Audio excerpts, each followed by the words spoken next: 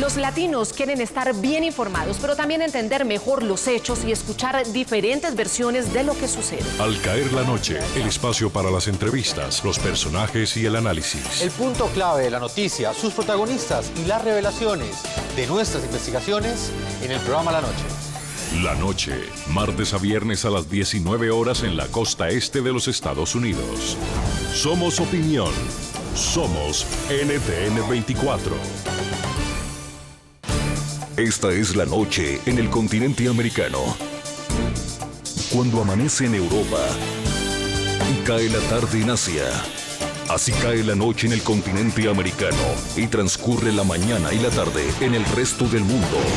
La noche, bajo la dirección de Claudia Gurizati. En el programa La Noche de NTN 24 hablan los mandatarios del continente americano.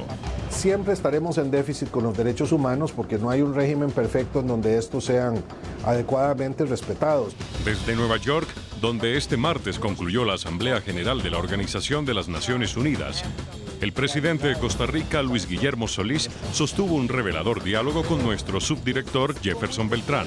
Yo deploro, por supuesto, la represión contra estudiantes, contra partidos políticos, contra medios de comunicación, pero también deploro la existencia del hambre y de la pobreza extrema. El mandatario centroamericano criticó la falta de acción del Consejo de Seguridad de la ONU y aseguró que el veto que pueden utilizar los miembros permanentes ha sido un obstáculo para impedir violaciones masivas de derechos humanos en los conflictos que enfrenta el mundo. No podemos alegar el respeto a la soberanía para cometer actos atroces contra los derechos de las personas. Y también hace mal el Consejo de Seguridad y particularmente los miembros permanentes de ese Consejo de utilizar ese argumento para no tomar acción en aquellos casos donde es evidente que se están produciendo genocidios o violaciones graves a los derechos humanos. Desde Washington, presentamos también al ex embajador de Bolivia en Estados Unidos y expresidente del Comité Jurídico Interamericano de la Organización de Estados Americanos, Jaime Aparicio, quien hace un agudo balance de los principales temas que ocuparon la atención de los mandatarios de América Latina y del Caribe durante la 69ª Asamblea de la ONU. Comienza la noche bajo la dirección de Claudia Gurizati. La noche, bajo la dirección de Claudia Gurizati, enciende las luces para que usted vea el punto clave de la noticia. Soy Jason Calderón, bienvenidos. La noticia, el cierre en la ciudad de Nueva York de la 69ª Asamblea General de la Organización de Naciones Unidas. El encuentro, que reunió a jefes de Estado, de gobierno y representaciones de 193 países, estuvo marcado por la amenaza que para la paz mundial representa el autodenominado Estado Islámico. El punto clave de la noticia. Desde el 23 de septiembre, cuando una coalición internacional liderada por Estados Unidos amplió la ofensiva militar aérea a territorio sirio, luego de varios ataques a objetivos yihadistas en Irak, han muerto 233 personas. De esa cifra, según el Observatorio Sirio de los Derechos Humanos, 211 eran terroristas. Ante el Pleno de la ONU el pasado miércoles, el presidente Barack Obama defendió los ataques contra el Estado Islámico y pidió apoyo internacional a los operativos lanzados para acabar con la que calificó como una red de la muerte. El único lenguaje que entienden estos asesinos es el lenguaje de la fuerza. Así que Estados Unidos trabajará con una gran coalición para desmantelar esta red de muerte. En Irak y en Siria vemos el barbarismo cada día que pasa y con graves consecuencias para la región. A medida que los líderes musulmanes del mundo, como ellos lo han dicho repetidamente, no hay nada islámico sobre esta organización terrorista. El punto clave, las reformas que reclaman los presidentes latinoamericanos al Consejo de Seguridad de la ONU. El presidente de México, Enrique Peña Nieto, instó por una representación geográfica más equitativa en ese organismo de las Naciones Unidas y limitar el derecho a veto de sus miembros permanentes. La mandataria de Brasil, Dilma Rousseff, aseguró que una reforma al Consejo de Seguridad de la ONU es necesaria, según sus palabras, para darle eficacia. Paradójicamente, las voces que exigen modificar el organismo internacional constituido para preservar la paz en el mundo no llaman la atención sobre aquellos regímenes cuestionados en la región precisamente por no garantizar ese equilibrio al violentar principios democráticos. El Consejo de Seguridad de la ONU tiene algunas dificultades para implementar las resoluciones de paz de estos conflictos, y para superar estas dificultades se necesita una reforma del Consejo de Seguridad. Nuestro planeta confía en contar con una organización de las Naciones Unidas más eficaz, eficiente, transparente, representativa y con mayor participación de todas las sociedades del mundo. Por primera vez desde que asumió la presidencia de Costa Rica, Luis Guillermo Solís habló ante la Asamblea General de las Naciones Unidas. En su estreno como representante de este importante país centroamericano, el mandatario instó a los países que hacen parte del Consejo de Seguridad para que pasen de una mentalidad de reacción a una de acción y así reforzar su compromiso con la paz y la seguridad mundial. El jefe de Estado cuestionó el uso del veto en determinadas circunstancias y pidió también la reelección de su país en el Consejo de Derechos Humanos. El Consejo de Seguridad debe pasar de una mentalidad de reacción a una de acción. Con estas palabras, el mandatario de Costa Rica, el centroizquierdista Luis Guillermo Solís, se estrenó en la Asamblea General de la ONU. Fueron declaraciones en las que el jefe de Estado lanzó duros cuestionamientos frente a la eficacia del Consejo de Seguridad de este organismo internacional, que según Solís pudo haber evitado cruentas masacres. Mi país se ha manifestado en contra del uso del veto para detener medidas encaminadas a evitar o resolver conflictos. A los costarricenses nos asombra cómo, invocando el principio de la soberanía, algunos de los miembros permanentes del Consejo de Seguridad han imposibilitado su intervención cuando éste debió haber actuado para evitar que los ríos se tiñeran de sangre. En su presentación, el mandatario hizo un llamado a no guardar silencio en temas de derechos humanos, comercio de armas, impunidad y drogas. Este profesor universitario de 56 años, quien está a punto de cumplir sus primeros 5 meses al frente de la nación centroamericana, también llegó a la ONU con ambiciosas propuestas. Una de ellas fue la reelección de Costa Rica en el Consejo de Derechos Humanos, que se elegirá en octubre próximo. Costa Rica apoya la iniciativa del secretario general Los Derechos Humanos en primer lugar, pues coloca estos derechos en el centro de las actividades de las Naciones Unidas en materia de prevención. Por nuestro serio e inquebrantable compromiso con los derechos humanos, le solicito respetuosamente favorecer la reelección de mi país ante el Consejo de Derechos Humanos en octubre próximo.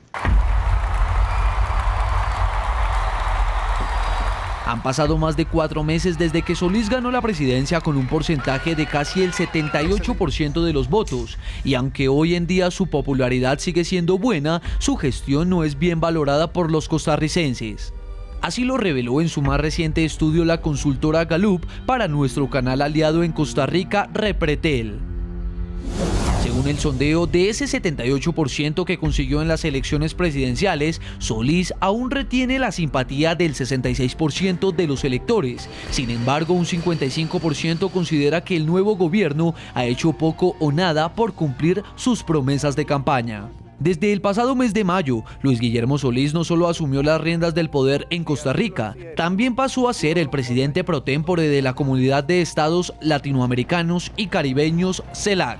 Un bloque regional que ha recibido numerosas críticas de parte de algunos sectores de la política, pues a pesar de que el organismo tiene como principio básico el respeto a los derechos humanos, el organismo fue presidido por Cuba, cuyo régimen es señalado por irrespetar los derechos fundamentales y violar los principios democráticos.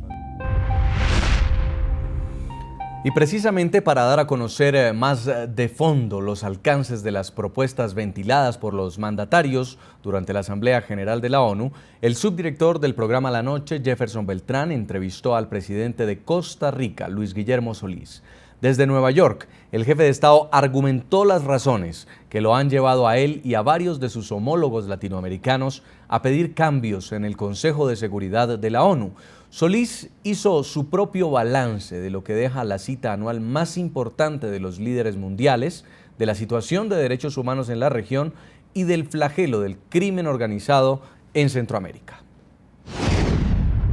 Muy bien, y para hablar de la Asamblea General de las Naciones Unidas y de los temas que dominaron los discursos de los mandatarios del continente americano y específicamente los de Centroamérica, voy a saludar a esta hora a Luis Guillermo Solís. Él es el presidente de Costa Rica. Nos ha querido acompañar hoy en el programa La Noche. Señor presidente, bienvenido al programa La Noche en NTN 24. Muchas gracias, Jefferson. Estoy encantado de estar con su programa y le mando un saludo muy afectuoso a todos nuestros televidentes. Bueno, señor presidente, antes de comenzar esa entrevista, quiero que veamos algunas de las declaraciones que entregaron algunos mandatarios centroamericanos en la Asamblea General de la ONU, que ya finalizó en la ciudad de Nueva York y donde ustedes tuvieron la oportunidad de dirigirse a toda la comunidad internacional en esta plataforma que anualmente permite a cada país exponer ante el mundo sus principales problemas y lo que es, de alguna forma, esa percepción que ustedes tienen de las principales problemáticas que enfrenta la comunidad internacional. Lo invito a que veamos estas declaraciones. El horror de los conflictos armados no es ajeno a las y los costarricenses, ni mucho menos el sufrimiento de millones de víctimas de sus más abyectas manifestaciones. Como nación, siempre nos hemos unido a nuestros pueblos hermanos en los esfuerzos por poner fin a la guerra y concretar la paz. Los conflictos que nos abruman suelen surgir de situaciones de fragilidad del Estado y de sus instituciones. Los diferentes sectores de nuestra sociedad se están uniendo al llamado de nuestro gobierno y esperamos que la comunidad internacional fortalezca su apoyo a esta titánica lucha contra la violencia en sus diferentes formas que libra El Salvador y Centroamérica. Hoy se habla de lo que sucede en otras regiones del mundo, con niños, jóvenes, familias desplazadas por la guerra, la violencia, por los extremismos radicales. Situación que como nación también nosotros condenamos. Seguro que sí. Sin embargo, ya poco se dice ahora de la situación que viven miles de familias en el Triángulo Norte de Centroamérica. No quisiera pensar que eso va a quedar en el olvido. No lo podemos permitir como seres humanos. ¿Cuál es la diferencia entre los desplazados por violencia en otras regiones y los desplazados por violencia generada por los traficantes de droga y el crimen organizado transnacional? ¿Cuál es la diferencia? La diferencia es que estos desplazados, estas miles de familias, niños y niñas, vienen a tocar las puertas de Estados Unidos de Norteamérica. Bueno, señor presidente, en el análisis que queremos hacer de las intervenciones que marcaron la Asamblea General de las Naciones Unidas, hubo una que llamó mucho la atención y tiene que ver con la que hizo su homólogo de Honduras. Él, como lo escuchábamos hace unos cuantos minutos, aseguró que Estados Unidos y la comunidad internacional no solamente deberían darle preponderancia, darle importancia, centrar su atención en amenazas terroristas como la que representa el autodenominado Estado Islámico, sino que también la comunidad internacional y los Estados Unidos deberían centrar también su atención en lo que sucede en los países de Centroamérica, y me refiero exactamente al crimen organizado y al tráfico ilegal de armas. ¿Usted qué opinión tiene frente a estas declaraciones que dio su homólogo de Honduras? Bueno, creo que son dos fenómenos completamente distintos. Ambos son condenables, por supuesto. Los efectos del crimen organizado sobre Centroamérica y el resto de la cuenca del Caribe son gravísimos por sus impactos en las sociedades nacionales y particularmente en el Triángulo Norte de Centroamérica, pero son fenómenos significativamente diferentes a los que afectan hoy al Medio Oriente y en particular el fenómeno del Estado Islámico, llamado ISIS también por sus siglas en inglés. Me parece que no conviene mezclar los dos asuntos porque constituyen fenómenos de violencia exacerbada que sin embargo requieren de tratamientos distintos. En un caso nos estamos refiriendo a escenarios de guerra en territorios de estados nacionales, en otros fenómenos de alta violencia que se producen también en estos territorios, pero cuyo tratamiento no requiere, como me parece que sí lo hace, el combate contra el terrorismo, de un planteamiento que puede en algún momento reñir con los principios y valores, así como con las disposiciones de la Carta de Naciones Unidas. En ese sentido fue que durante mi alocución ante la Asamblea General de Naciones Unidas insistí que la comunidad internacional debía responder a la amenaza del Estado Islámico con contundencia, pero en el marco del multilateralismo y los órganos de Naciones Unidas. Bueno, presidente, pero lo que sí es cierto es que su homólogo de Honduras pues sí llama la atención frente a lo que representa para Centroamérica la atención, o si usted lo quiere ver así, la corresponsabilidad que países como los Estados Unidos le ha dado al tema, o mejor a la problemática del crimen organizado en Centroamérica. ¿Usted cree que en lo que tiene que ver, por ejemplo, en su caso, con el tráfico ilegal de armas, cree usted que falta una mayor atención de la comunidad internacional? ¿Cree usted que falta una mayor atención de países como los Estados Unidos? Mire, en caso de Costa Rica, en realidad el crimen violento asociado al narcotráfico ha disminuido considerablemente. En estos momentos los índices alcanzan el 9 víctimas, 9 muertes por 100.000 habitantes, lo cual es una cifra bajísima, es la más baja de todo el hemisferio. Entonces, en el caso de Costa Rica, este no es un problema. En otros países de la región centroamericana, esa cifra sube a 90 por 100.000, 80 por 100.000, y por supuesto que en esos casos la responsabilidad que tiene la comunidad internacional y particularmente nuestros socios regionales es muy importante. Yo participo de la opinión de que necesitamos una aproximación regional al combate al crimen organizado, especialmente de países que como Colombia se han convertido en productores de droga en el pasado y lo siguen siendo hoy, aunque superado esa producción por la peruana, y países destinatarios como son los Estados Unidos, en donde además debe haber una corresponsabilidad por la provisión de dinero y drogas y armas que están bajando hacia el sur.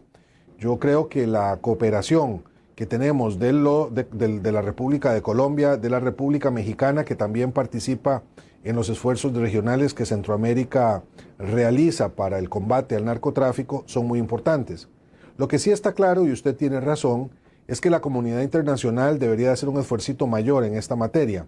Durante mi discurso también señalé que no había una diferencia moral significativa entre la venta de armas al mundo en desarrollo, que mata a nuestros jóvenes, y la venta de drogas al mundo desarrollado, que también mata a jóvenes allí. O sea que sí hay una relación directa que amerita un tratamiento diferente de la comunidad internacional. Bueno, señor presidente, otra de las declaraciones, de las intervenciones que también generó impacto en Nueva York durante la Asamblea General de la ONU fue precisamente la de su secretario general, de Ban Ki-moon. Él, palabras más, palabras menos, aseguró que el mundo se estaba cayendo a pedazos. Yo quiero que recordemos y escuchemos un poco las declaraciones que dio el secretario general de la ONU y luego usted me dé su opinión frente a la perspectiva que tiene el secretario general de las Naciones Unidas en este momento de las confrontaciones que está enfrentando el mundo entero. Veamos. Ha sido un año terrible para los principios de la Carta de las Naciones Unidas, desde decapitaciones, bombas y el ataque a hospitales, centros de la ONU, convoys de ayuda y el Estado de Derecho. Todos están bajo ataque. Parece como si el mundo se estuviera cayendo a pedazos a medida que aumentan las crisis y se está expandiendo. En Irak y en Siria vemos el barbarismo cada día que pasa y con graves consecuencias para la región, a medida que los líderes musulmanes del mundo, como ellos lo han dicho repetidamente, no hay nada islámico sobre esta organización terrorista. Ya regresamos con La Noche.